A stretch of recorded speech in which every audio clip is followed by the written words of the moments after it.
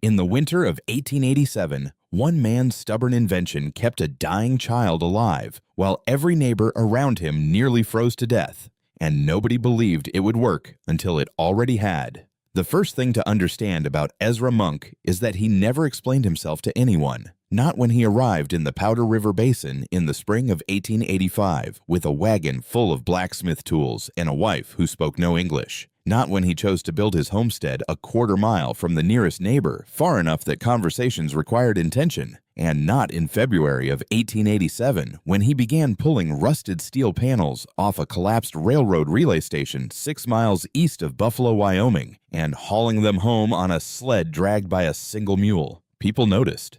In the Powder River Basin, people always noticed. The winter of 1887 had announced itself early. By late November, the temperature had dropped below zero and stayed there. The sky over the basin sat low and iron-colored, pressing down on the prairie like a lid. Cattle died in the draws. The ranchers called it the Great Die-Up, and they were right to name it, because things were dying everywhere. Livestock, crops that hadn't been harvested fast enough, and in 2 homesteads south of Clear Creek, children who'd been sick since October and couldn't get warm enough to fight back. Ezra Monk had watched all of it from the doorway of his cabin with the same flat expression he wore when he was calculating the load on an anvil. His cabin was standard construction for the territory.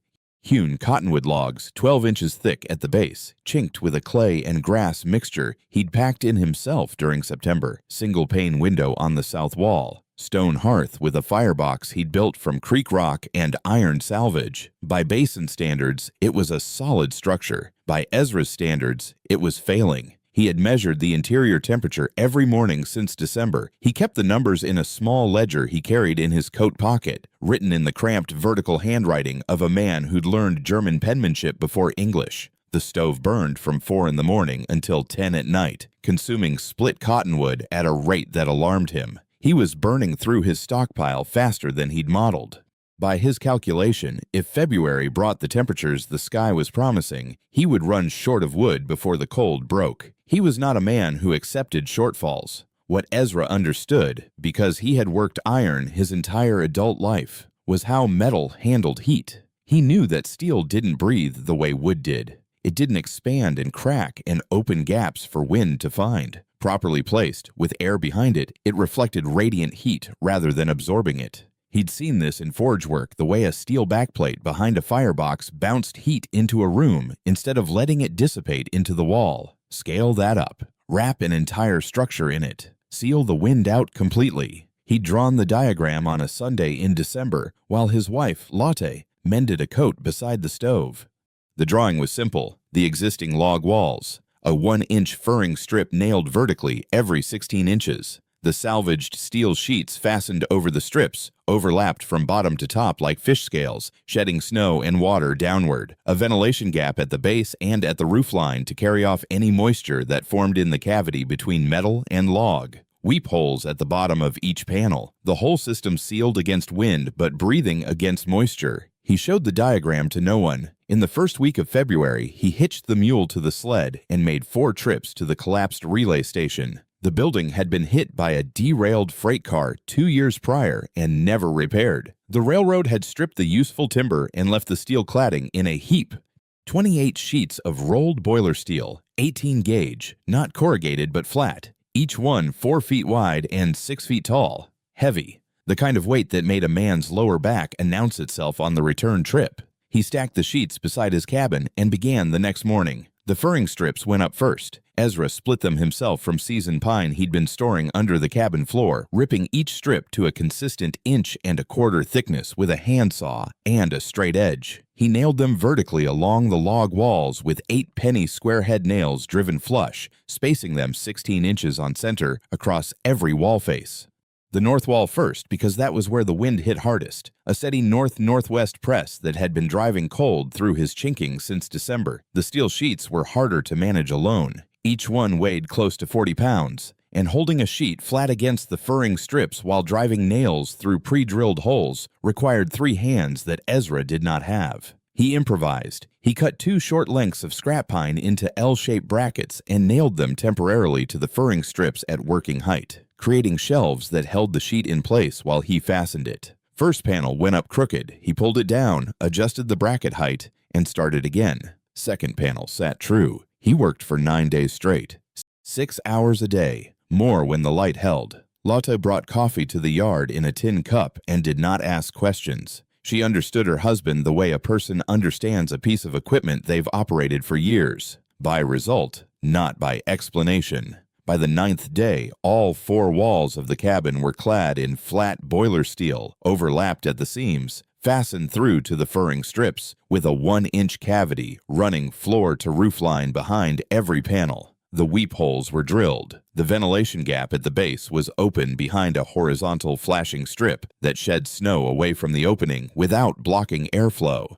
The roofline had a 2-inch continuous gap behind the top course of steel, covered by a bent cap flashing that kept snow out while letting air move upward through the cavity and out. From the road, the cabin looked like nothing anyone in the Powder River Basin had ever seen. The gray steel walls caught the flat winter light and threw it back in dull planes. There were no visible logs, no chinking, no trace of the traditional homestead aesthetic that signaled honest, hard-working pioneer construction. It looked, as one man put it riding past on the Buffalo Road, like something a lunatic had built to store railroad parts. His name was Carl Dressler. He had a wife and 4 children in a standard log cabin 8/10 of a mile south.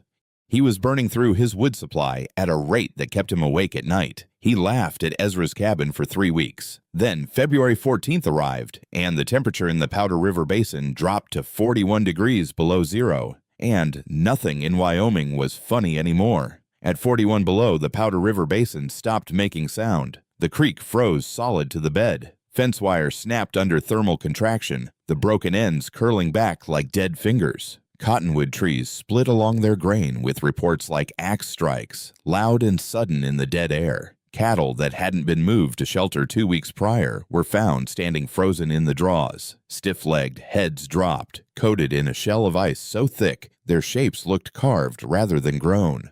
The wind came on the second day. It moved out of the north-northwest at a sustained 20 miles per hour, driving the wind chill past what the county's single thermometer could record. Men stopped going outside except to feed livestock, and some of them stopped doing even that. Ezra Monk stoked his stove at 4 in the morning, added 2 split lengths of cottonwood, adjusted the damper to a 3/4 draw, and went back to sleep. He woke at 7. The fire had settled to a deep coal bed. The cabin interior registered 63 degrees on the mercury thermometer he'd mounted near the door. He added 1 log, made coffee, sat at the table with his ledger, and wrote the temperature down in his cramped vertical hand. Outside, the steel panels sang.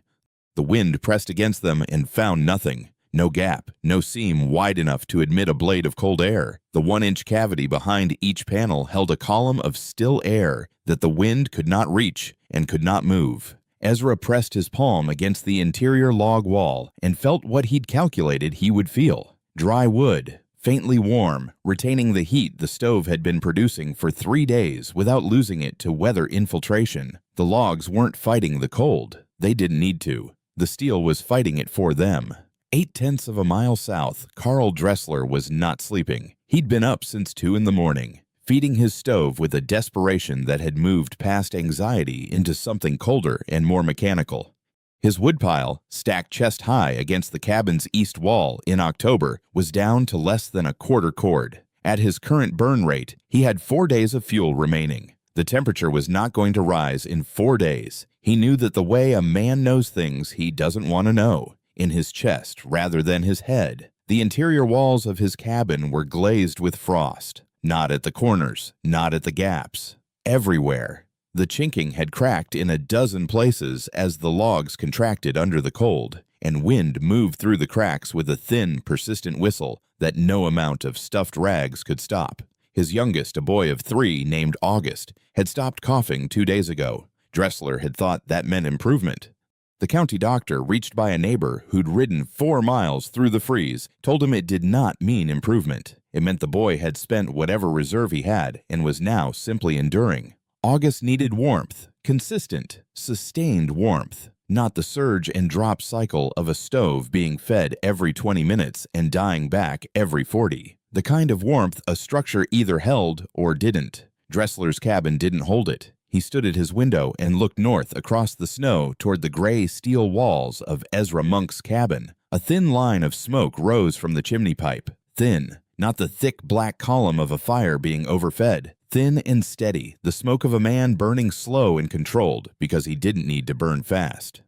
Dressler pulled on his coat, his second coat over the first, his scarf, his gloves, his hat pulled down to his eyebrows. He walked the 0.8 of a mile through 41 below zero with his hat brim against the wind and his hands shoved into his armpits. He knocked on Ezra Monk's door. Ezra opened it, said nothing, looked at Dressler's face, at the fear written plainly across it, and stepped aside to let him in. The warmth hit Dressler the way water hits a man who's been in the desert. He stood just inside the door and could not move for a moment. 65 degrees. The stove in the corner held a low, quiet fire. Lotta looked up from her mending and nodded. The cabin smelled of coffee and pine smoke and dry wood.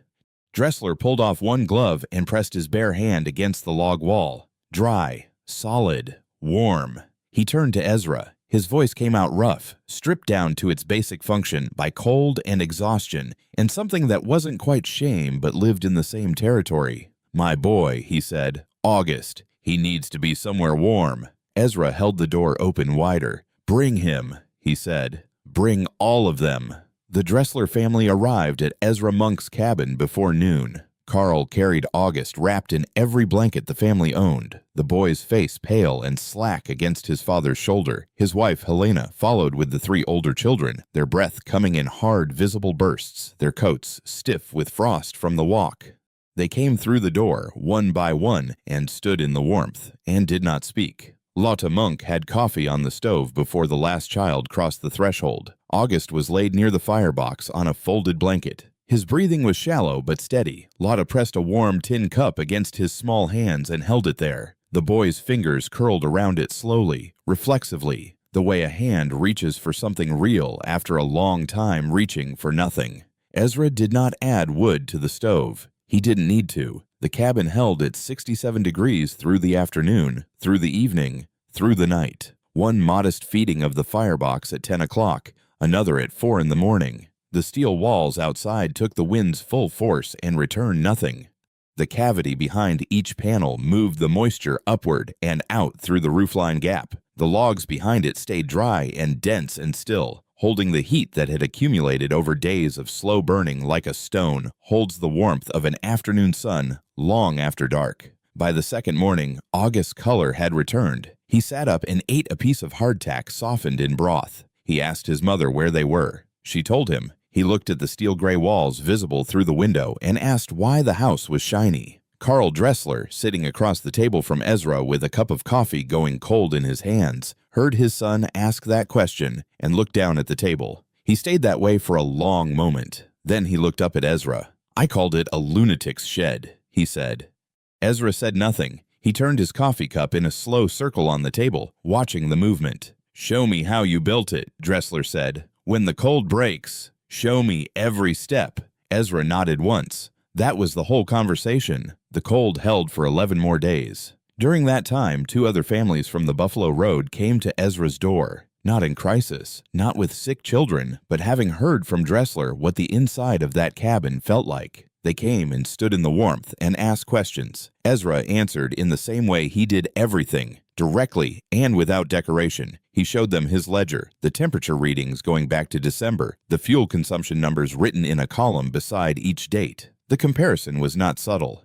He'd burned less than 1.5 cords across the coldest February in Wyoming Territory history. His nearest neighbors had burned 4 cords each, some more, and still slept cold. One of the men, a rancher named Boone Aldicott, who'd lost 40 head of cattle to the freeze and was calculating his losses with the hollow focus of a man absorbing a blow, looked at Ezra's numbers for a long time. Then he asked how much the steel had cost. Ezra told him. Aldicott did the arithmetic in his head, checking it twice. He set the ledger down on the table and said quietly, "That pays back in a single winter." Ezra said, "Yes." Aldicott said, "I'll need more sheets than you used. My cabin runs longer on the north wall." Ezra said, "I'll help you lay the furring strips." That was how it started.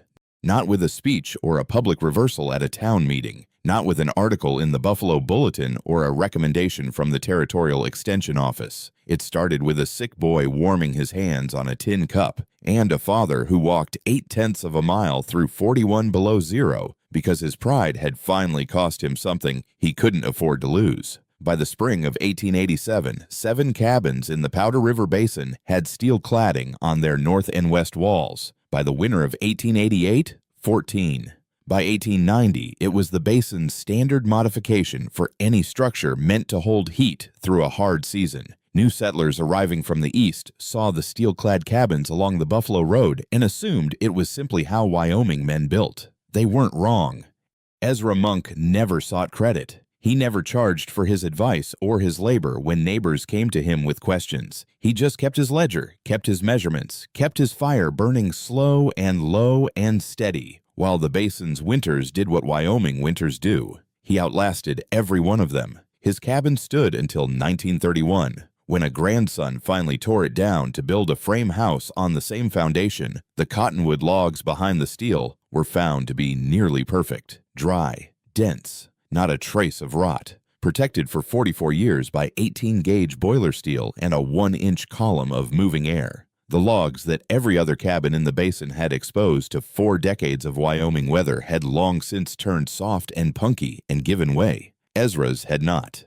Because he had not built for how things looked, he had built for how cold moved, and heat stayed, and wind found or failed to find its way through a wall. He had built like a blacksmith, like a man who trusted iron over opinion and physics over tradition. The basin remembered him the way it remembered most practical men, not with a monument, not with his name on a building, with a technique. With steel-clad walls still standing on homesteads where his neighbors' log cabins had collapsed back into the earth a generation before. If this story stayed with you, subscribe to Wild West Survival Tales. We share a forgotten frontier story every week, and there are plenty more like this one.